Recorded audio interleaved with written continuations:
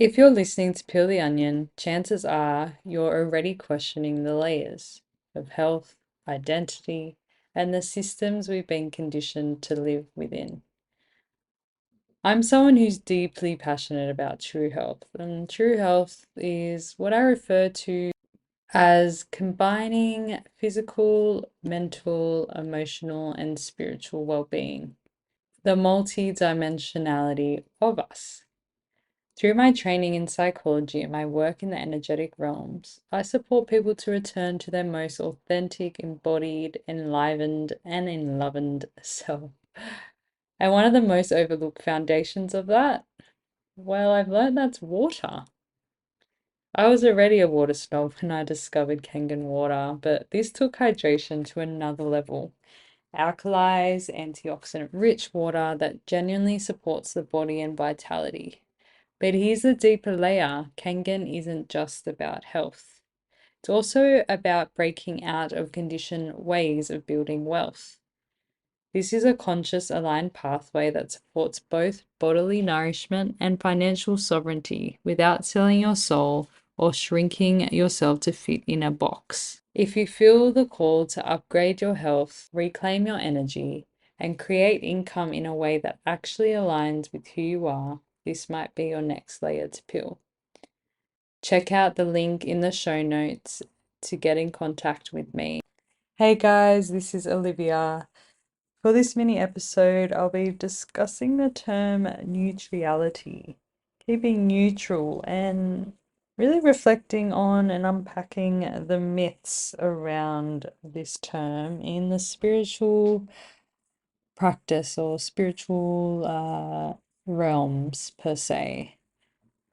The reason why I'm passionate to share my view on keeping neutral is I personally used to use this as a way to bypass my true feelings, what my body was showing me in the moment.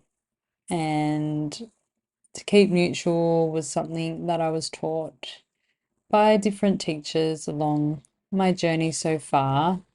And I really held on to it tightly. I used to judge myself if I couldn't keep neutral. I used to tell myself that I'm not able to keep calm or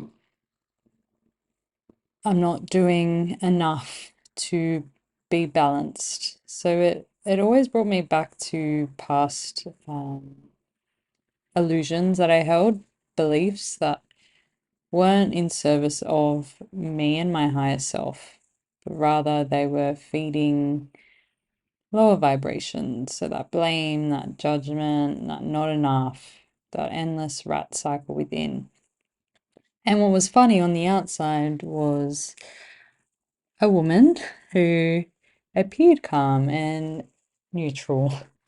And a lot of people would say, "You are such a calm person, Liv. You're always smiling. It seems like nothing bothers you."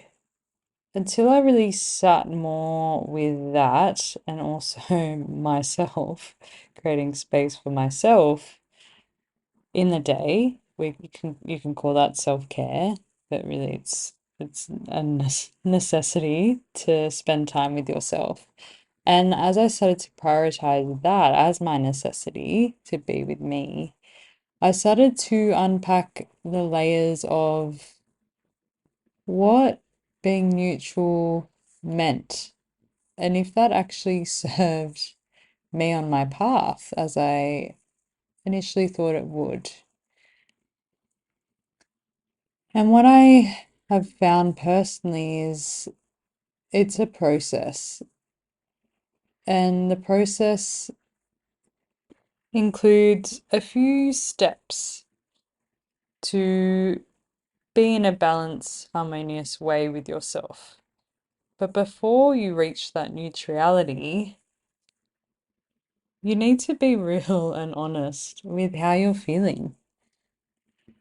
To skip straight away to being calm when, let's say, someone's just triggered you is not being authentic, I learned. It's pushing down your feelings. It's not choosing yourself. It's self-sabotage. And the more I started to practice actually feeling my feelings in that moment, noticing where in my body these emotions were, labeling them, also trying to feel into what the emotion was. Sometimes that is tricky in the now moment. Later on, I tend to understand what it is, but even communicating it to a trusted person in your life. So for me, my husband, I would share, okay, I'm feeling certain things. I feel like I'm going to flip my lid or have a tanty, that I just need a minute. And then once I went there and was honest with my humanness, I like to call it, feeling feelings is being human. It helped me move through it. It helped the emotion move through me rather than getting stuck, rather than me carrying it like a backpack or in my own web, a fly just staying there.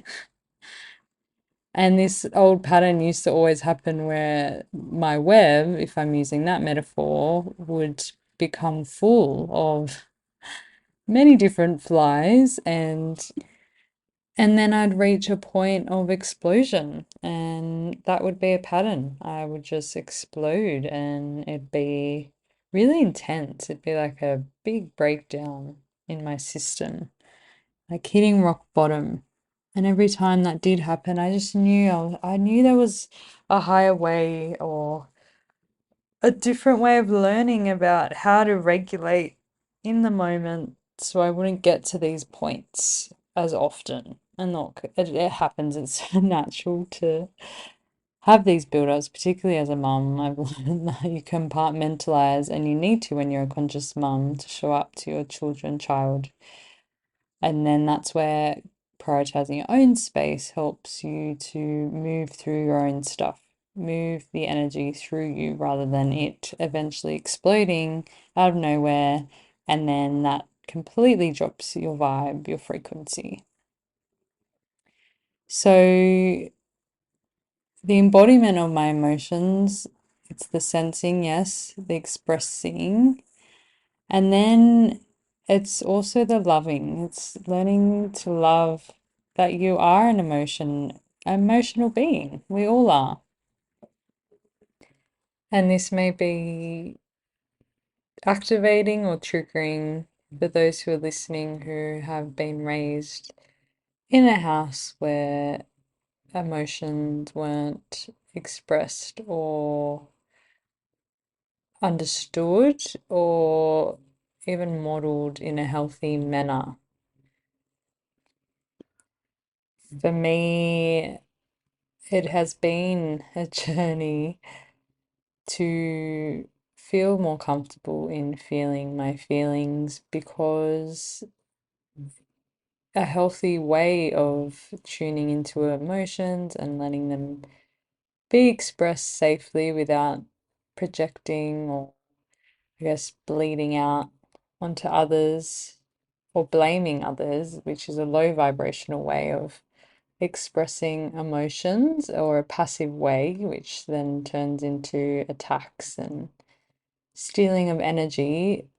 That was a process to relearn what emotions are actually here to do. And they always pass through. It's energy in motion. It's how we get to love. To feel is to love, and to love is to feel. I love that quote. And I remind myself of that when I'm feeling like I'm in trenches or difficult moments, and old patterning tries to come in the way to stop my feelings from coming, from really being with what's happening within. And yeah, what I'm needing to experience in my body, because it can be so intense.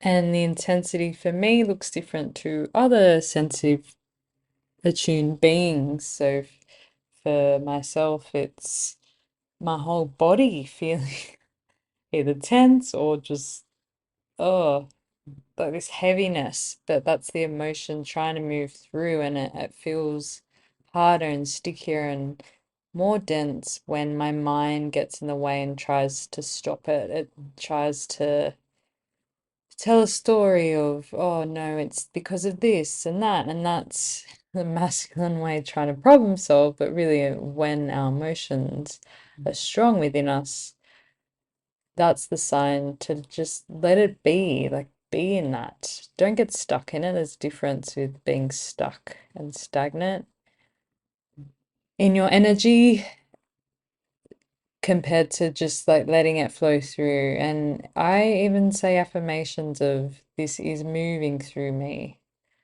A beautiful affirmation I've shared with a lot of clients based on acceptance commitment therapy, which the word in itself, accepting, it's I don't like this feeling, but I'll make space for it, or but I'm making space for it. This feels uncomfortable, but I can make space for it. Whatever feels aligned, and that just allows your mind to come back in alignment with what your body's moving through. Because again, the more we resist what our emotions are telling us or coming through us, the more we suffer and we struggle. And I've done a lot of that in my life where I'm now just practicing mastering, embracing this part of me, this beautiful part, which is part of everyone, whether it's more known and strengthened compared to others, it depends on where they're at on their journey. But I really believe the more you're able to feel and tune into you, the more you're able to receive your higher self guidance and guidance from your team and environments, and yeah, you strengthen your psychic abilities and your intuition. That's really about opening your heart. That's what feeling allows you to do. And I have beautiful women in my life who are very in tune with their feminine energy, and they're really able to do that and they've built the skills to sit in it, but not for too long. Practice rituals, whether that's having a bath for yourself or going for a swim when you're feeling things intensely in the ocean, or a walk, or just your own solitude time. Even a 10-minute walk can help shift things, but it's still letting it be there. It's not trying to escape the feeling, because there's wisdom in every emotion, and that's in the non-physical realm, and we've been conditioned to not feel our emotions. And that's coming to an end. I really see the shift, and I'm very excited and happy to see that balance coming back with feminine beingness. And you don't have to be a female, we have both feminine and masculine energy. It's given. We were created by an ova and a sperm. We all have that, regardless of male or female. So they're my nuggets to share for this week. I ask you to carve out space for you and stay curious and open in your heart space. Really come back and breathe into your heart space. Even 3 deep breaths. Feeling your belly rise and fall. You might like to place your hand on your heart. Tune in even more so to your body yourself, clearing energies that aren't yours, that you may have carried this week or the month that's been. And even I invite you to write down what you notice, whether your body relaxes, just yeah, building that self-connection, self-awareness practice at another vibration. Thank you for being here, and catch you next time. Bye everyone.